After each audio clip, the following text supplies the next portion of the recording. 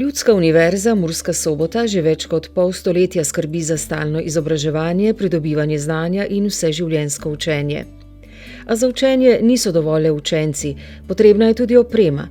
Če je računalniška toliko bolj in ker hitro zastara, so imeli z njo težave že nekaj let. To si lahko tako predstavljate, da recimo doma imate računalnik, delate na njem, potem pa prijete k nam na izobraževanje in imate veliko te razlike v starih programih, v stari opremi in v bistvu nimate občutka, da se izobražujete adekvatno svojim potrebam. Zato so konec lanskega leta občino zaprosili za nakup opreme in zdaj je tu 10 računalnikov, 15 prenosnikov, 2 projektorja, 3 tiskalniki. Tako da zdaj lahko rečemo, da smo zaenkrat kompletni.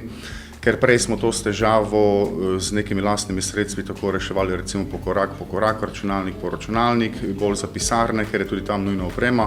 Mladi učitelj se seveda strinja, da sodobna oprema prinaša veliko. Med drugim tudi, da udeleženci lahko doma poskušajo delati normalno, kar pomeni, da imajo tudi doma posodobljene operacijske sisteme, programe in podobno. Tako da je v bistvu sedaj, ko je ta tehnologija novejša, lažje delo, dosti lažje, učinkovitejše, kot je bilo takrat na tisti res zastareli opremi. Da je digitalizacija tudi starejših potreba sodobne družbe, se zavedajo tudi na občini. In digitalizacija ni več domena samo mlade generacije, seveda pa ne gre samo za Facebook in Twitter, gre tudi za to, da vsakodnevno življenje zahteva vse osnovno znanje na področju digitalizacije, digitalnih tehnologij, uporabo računalnika in pa pametnega telefona.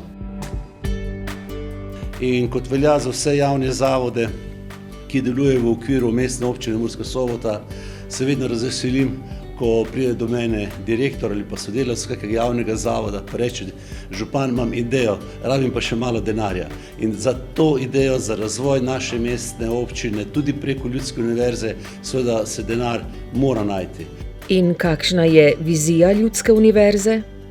Vidim predvsem to, da bo ta starajoča družba še povečala pomen izobraževanja odraslih, kar pomeni, da bo treba tudi starejše prekvalificirati, prilagajati na sodobne zahteve trga dela.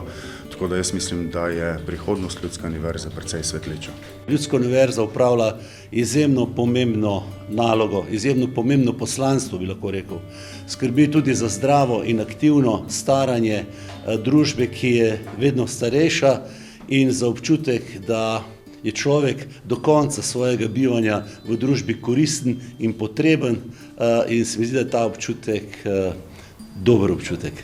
In za konec ocena udeleženke čudovite skupine Sive inteligence, kot si pravi sama.